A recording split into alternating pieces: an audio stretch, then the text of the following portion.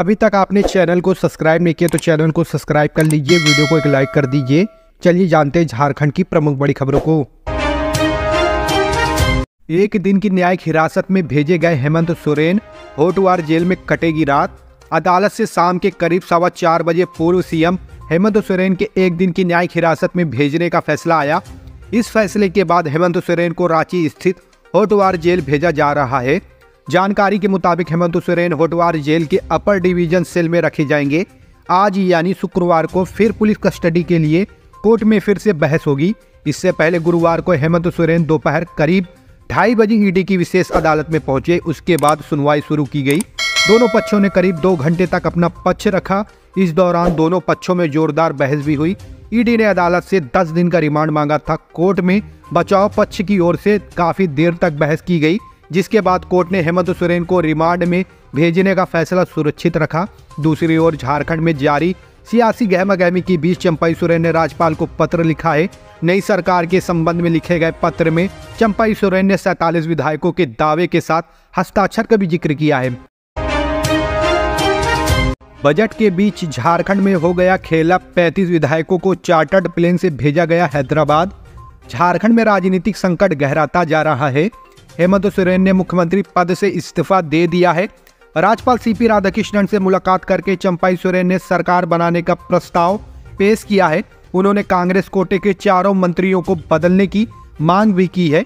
वहीं कल सुबह जहां हेमंत सोरेन को गिरफ्तार मामले में झारखंड हाईकोर्ट ने झटका दिया, वहीं सत्तारूढ़ पार्टी ने अपने विधायकों को हैदराबाद शिफ्ट कर दिया है। करीब 35 विधायकों को बिरसा मुंडा एयरपोर्ट से चार्टर्ड विमान से हैदराबाद ले जाया गया। सुबह ही चार्टर्ड विमान मंगा लिया गया था। हेमंत सोरेन को रिहा करने की मांग के साथ झारखंड बंद वापस दी गई चेतावनी। मालूम हो कि झारखंड मुक्ति मोर्चा के कार्यकारी अध्यक्ष और झारखंड के पूर्व मुख्यमंत्री हेमंत सोरेन को बुधवार की रात को ही गिरफ्तार कर लिया गया था। ईडी ने जमीन घोटाले से जुड़े मनी लॉन्ड्रिंग केस में हेमंत सोरेन को गिरफ्तार किया था, जिसके बाद आदिवासी मूलवासी संगठनों ने सोशल मीडिया पर झारखंड बंद का ऐलान किया है। हालांकि अब खबर है कि बंदी वाला पोस्टर भी सोशल मीडिया से हटा लिया गया है। कुछ जिलों में अभी भी बंद पूरी तरह से वापस होने की खबर नहीं है। बोकारो जिले के ललपनिया में झारखंड बंद असर दिखा। ललपनिया में आदिवासी मूलवासी संघ के लोग सुबह से ही सड़क पर इकट्ठा हुए हैं। इस दौरान टायरों में आगजनी कर उन्होंने ईडी और केंद्र सरकार के खिलाफ जमकर नारेबाजी की। सड़क को भी जाम कर दिया गया। हालांकि 2 घंटे बाद सड़क खोल दिए गए, लेकिन वहां दुकानें अभी भी बंद हैं। अब उन परियोजनाओं का क्या होगा जिनकी हेमंत सोरेन ने रखी थी नींव। झारखंड के विकास पर लगेगा ब्रेक, लोगों में डर। मुख्यमंत्री हेमंत सोरेन के पैतृक गांव नेमरा में बुधवार की देर रात तक लोग मोबाइल टेलीविजन पर अपने गांव के लाल हेमंत सोरेन एवं सरकार के बारे में जानकारी प्राप्त करते रहे।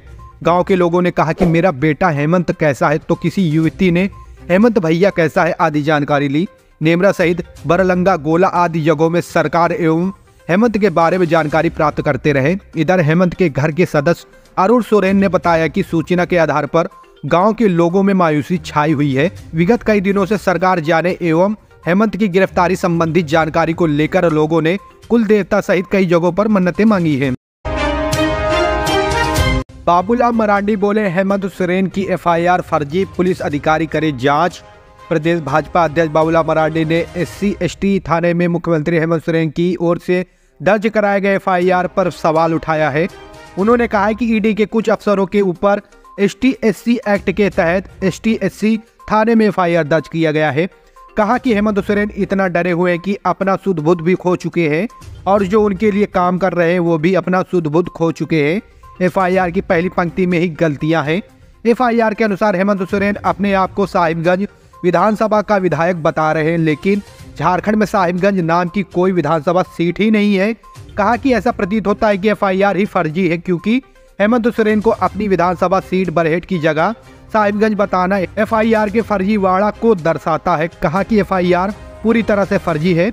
डीएसपी एवं पुलिस अधिकारी इस एफआईआर की सत्यता की जांच करें कि समुचित में हेमंत सोरेन ने एफआईआर दर्ज कराया है या उनके नाम से किसी ने एफआईआर किया है। कहा कि यहाँ फर्जीवाड़ा का पहले भी रिकॉर्ड रहा है। मुझे स्मरण है कि शिबू सोरेन के समय एक बार 2-3 लोगों को एक जगह का टिकट दिया गया और चुनाव लड़ गए थे। बाद में बोला गया कि फॉर्म में फर्जी हस्ताक्षर किया गया है।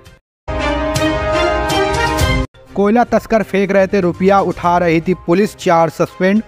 झारखंड पुलिस की वर्दी को बदनाम करने में वर्दीधारियों का हाथ ही शामिल है।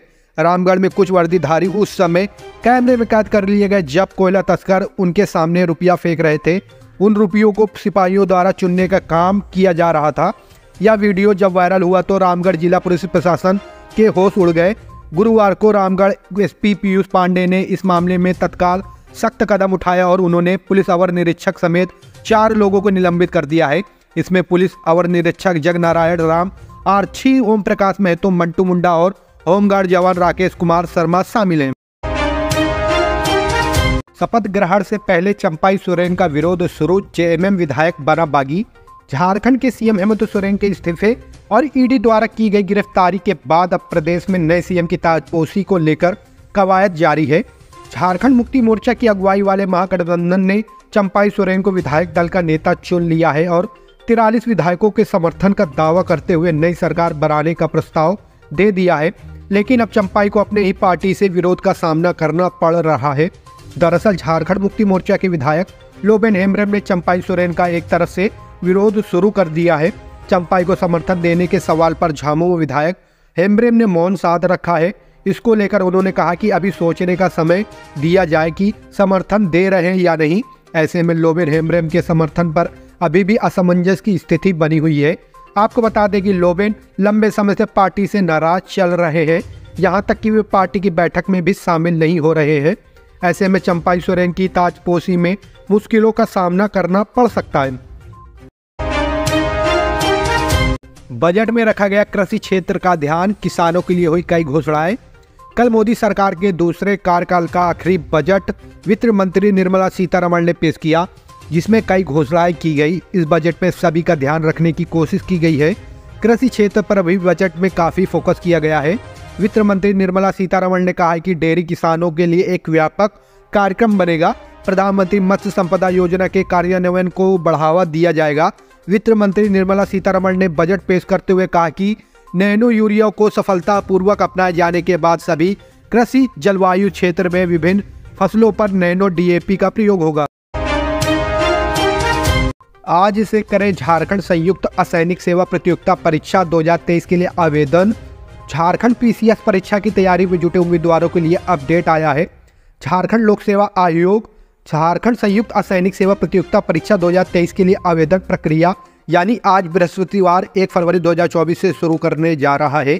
आयोग द्वारा झारखंड सिविल सेवा परीक्षा 2023 के लिए अधिसूचना हाल ही में 27 जनवरी को जारी की गई थी। इस बार झारखंड पीसीएस परीक्षा का आयोजन 342 पदों के लिए किया जाना है।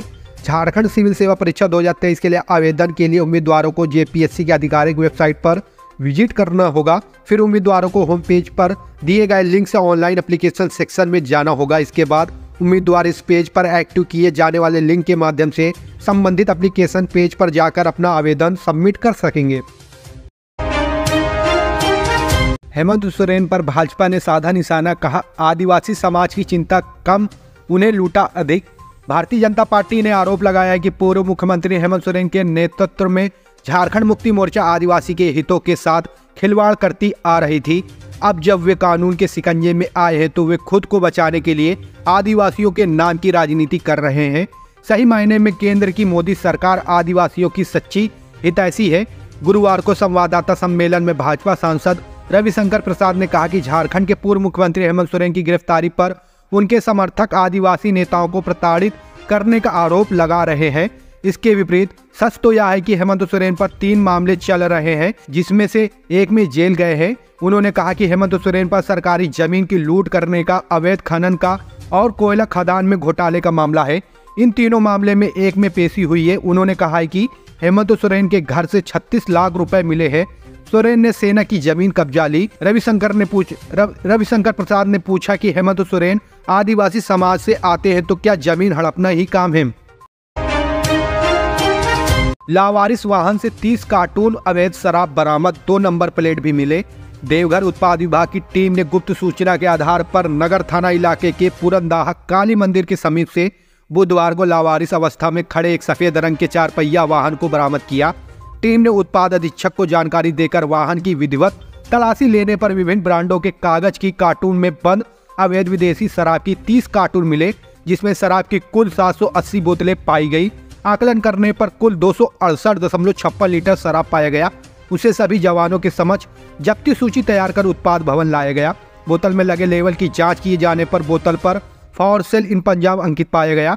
उसमें से 3 कार्टून में बंद शराब की बोतलों पर for sale in West Bengal अंकित था। जब्त पिकअप वाहन की तलाशी लेने पर चालक की सीट के नीचे से 2 एक्स्ट्रा नंबर प्लेट मिले, जिसमें BR 094244 व दूसरे प्लेट में अंकित नंबर स्पष्ट नहीं है। इस संदर्भ में उत्पाद अवर निरीक्षक मनोज कुमार ने बताया कि मामले की प्रथम दृष्टया छानबीन में गाड़ी चालक ने गलत तरीके से भारी मात्रा में अवैध विदेशी शराब की खेप को बिहार ले जाया जा रहा होगा। उन्होंने कहा कि जब्त अवैध शराब की अनुमानित कीमत तकरीबन 1.50 लाख रुपए के आसपास है। आगे उन्होंने कहा कि गाड़ी की पंजीयन संख्या व विभिन्न नंबर प्लेट के नंबर तथा गाड़ी की चेसिस नंबर की पड़ताल परिवहन विभाग की मदद से की जाएगी।